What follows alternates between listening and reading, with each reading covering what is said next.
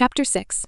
The first thing that Siren said when we descended onto a mountaintop was, "Master, are you really chasing after a man?" His voice was riddled with condescension. He had been hiding in my soul space, and when we descended, he had leapt out and stretched on the grassy plains. "Don't go using that tone on me. Don't you want your master to get married already?" I lectured him. "What difference does it make if you're married or not? Master is still master." In his fox form, he rubbed himself against my leg. He always had a way with words, and it was quite hard to remain angry with him. I stroked him under his chin, and his hind leg moved in glee. "I'm here to chase after my husband. Isn't that a wife's duty?" "But master, he doesn't even know you." I wanted to kick this dog into mud. "Will you stop shattering my dreams?" I punched him lightly on the head. With the pulsating seal on my wrist as a guide, I walked around the mountain with Siren by my side. "Master, did Jin Li reincarnate on a mountain?" he asked, puzzled. "I guess so. The seal is becoming brighter with each step, so I'm assuming he's near. Maybe his mortal family lives in the mountain?" The bright glow that the seal emitted suddenly vanished, and I panicked for a moment, until I saw a small white object lying against a thick tree root. It was swaddled hastily and looked like it was abandoned. "Master, I think that's a baby," Siren said the obvious. "I think that's Jin Li." I closed my eyes and released my divine sense, expanding it across the mountain.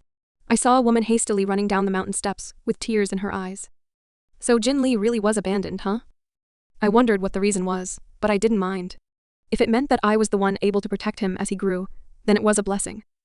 I picked up the white object and stared intently at his face. Big, round eyes looked back at me, full of innocence. He was drooling, and his pudgy arms were swinging in the air. Small hair surrounded his scalp, but he still looked bald. "He kind of looks disgusting," I trailed off. "Master," Siren said helplessly. This was my first time actually seeing a baby, as the birth rate in heaven was not high at all. I had my share of interacting with children, but never with a baby. Lucky for me, I knew how to take care of one, as I had casually perused the neonatal handbook I found in Siming's library before. Upon closer inspection of the round facial structure, I had a sudden realization. "He looks like a potato," I said as I took my handkerchief and wiped the drool from his mouth. Siren was dumbstruck at my creative words. The little potato in my arm started giggling as if in agreement, further drooling against my chest. "Despite being abandoned, he looks quite happy, don't you think?" I told Siren. He could only shake his head as if saying, "What am I going to do with you?" Where should we live from now on?" I asked myself aloud. I didn't want Potato Jin to live on the mountain. What could he gain from it? Absolutely nothing. I didn't want to hamper his trial, whatever it was. And the only thing I could do was give him a good life where he could easily obtain his dreams. I searched the surrounding areas with my divine sense, and saw that there were numerous cities. I picked the biggest city, which I assumed was the capital, because of a palace erected in the middle, and flew towards its gates.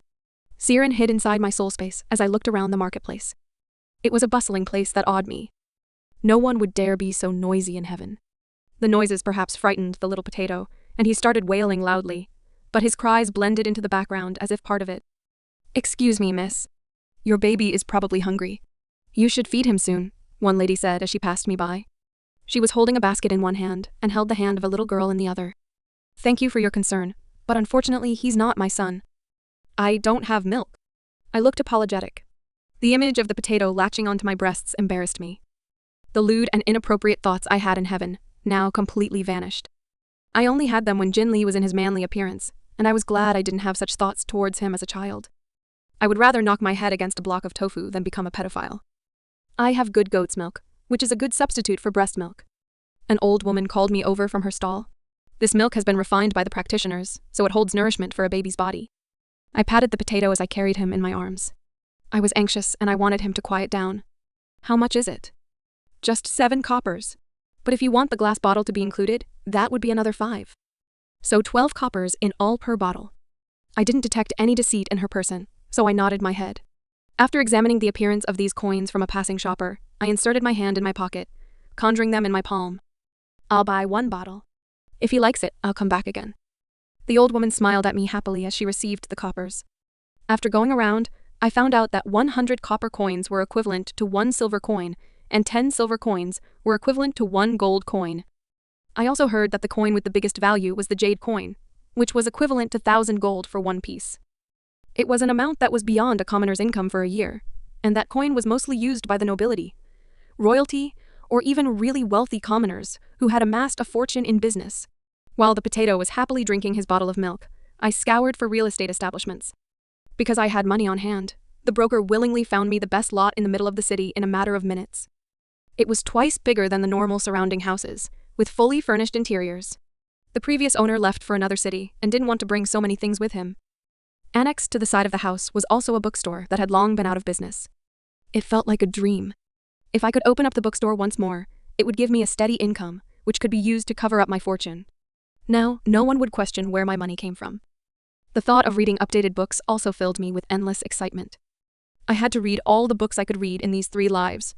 I wouldn't have to frequently borrow books from Siming's library anymore. In my head, I already scripted my response to her. "You have new books?" "Pa! I read those decades ago." I paid for the house with 1 jade coin and 5 gold.